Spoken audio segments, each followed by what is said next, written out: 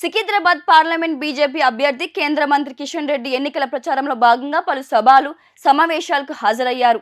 అంతేకాకుండా పలు మీడియా సంస్థలకు ఇచ్చిన ఇంటర్వ్యూలలో కాంగ్రెస్ మరియు బీఆర్ఎస్ పై తీవ్ర స్థాయిలో విమర్శలు గుప్పించారు. రేవంత్ రెడ్డి బై మిస్టేక్ లో సీఎం అయ్యాడు, అంతే తప్ప అతడు ఏదో పొడిచాడు అని కాదు అంటూ కిషన్ రెడ్డి ఎద్దేవా చేశారు. పార్లమెంట్ ఎన్నికల్లో ఓడిపోతాం అనే భయంతో రేవంత్ రెడ్డి బీజేపీపై తప్పుడు ఆరోపణలు చేస్తున్నారు.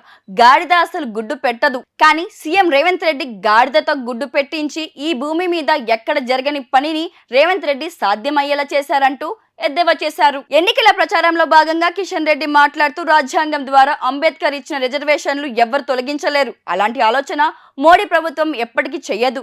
ఎన్నికల్లో లబ్ధి పొందడం కోసం కాంగ్రెస్ చేస్తున్న తప్పుడు ఆరోపణలను ఓటర్లు తమ ఓటుతో తిప్పికొడతారు. అసెంబ్లీ ఎన్నికల్లో అబద్ధాలు చెప్పి అధికారం దక్కించుకున్న రేవంత్ రెడ్డి ఇప్పుడు మళ్ళీ అవే అబద్ధాలు చెప్పి ఓట్లు దక్కించుకోవాలని ప్రయత్నిస్తున్నారు. ఈసారి ఓటర్లు కాంగ్రెస్ నమ్మే పరిస్థితి లేదు. బీఆర్ఎస్ పార్టీ కేసీఆర్ పై కోపంతో మాత్రమే తెలంగాణ ఓటర్లు కాంగ్రెస్ కు ఓటు వేసి అధికారంను కట్టబెట్టారు, అంతే తప్ప వారు ఏదో మేలు చేస్తారని కాదు అంటూ కిషన్ రెడ్డి చెప్పుకొచ్చారు. అసెంబ్లీ ఎన్నికల్లో తప్పుడు హామీలు ఇచ్చి ఓటు వేయించుకున్న కాంగ్రెస్ పార్టీకి ఈ ఎన్నికల్లో ప్రజలు తగిన గుణపాఠం చెప్తారు. ఈ ఎన్నికల్లో వారి గుణపాఠం చెప్తేనే ముందు అయినా ఇచ్చిన హామీల విషయం శ్రద్ధ కనబరుస్తారు. రేవంత్ రెడ్డి తన పార్టీ గుర్తు కంటే కూడా ఎక్కువ గాడిద గుడ్డును చూపిస్తున్నారు. ముందు రోజులలో కాంగ్రెస్ పార్టీ గుర్తు కూడా గాడిద గుడ్డు అయ్యే అవకాశాలు లేకపోలేదంటూ కిషన్ రెడ్డి ఎద్దేవా చేశారు. మరోసారి బీజేపీ అధికారంలోకి వస్తే రాజ్యాంగం రద్దు చేస్తారు అంటూ రేవంత్ రెడ్డి చేస్తున్న అసత్య ప్రచారంపై ఇప్పటికే ఫిర్యాదు చేస్తున్నట్లు కిషన్ రెడ్డి పేర్కొన్నారు.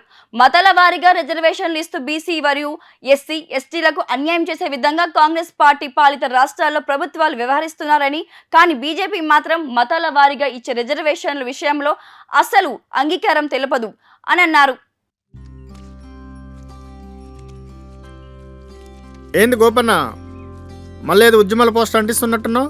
ఇంకా ఉద్యమాలు ఎందుకు తమ్ముడు?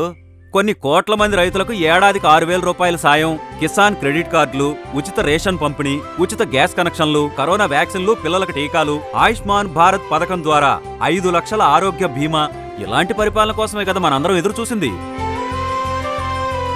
మోదీ గారు మళ్ళా ప్రధానమంత్రి కావాలంటే నా ఓటు అవసరం, మీ ఓటు అవసరం, మనందరి ఓట్లు అవసరం. కమలం గుర్తుకు ఓటేద్దాం, బీజేపీని గెలిపిద్దాం. మోడీ మన అందరి నేస్తం, బీజేపీనే గెలిపించేద్దాం.